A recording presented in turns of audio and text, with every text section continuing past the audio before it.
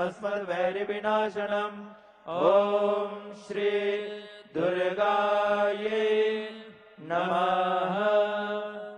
श्री दुर्गाष्टोत्तरशतनाम स्तोत्रम्। ईश्वर उवाच शतनाम प्रवक्ष्यामि शृणुष्व कमलानने। यस्य प्रसादमात्रेण दुर्गा प्रीता भवेत् सती। ॐ सती साध्वी भव प्रीता भवानी भवमोचनी। आर्या दुर्गा जया चाद्या त्रिनेत्रा शूलधारिणी। पिनाकधारिणी चित्रा चण्डघण्टा महातपाः।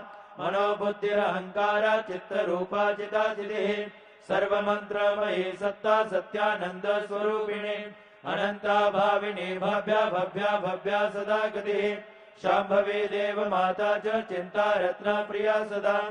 सर्वविद्या दक्षगण्या दक्षयज्ञ विनाशिनी। अपर्णानेकवर्णा च पाटला पाटला।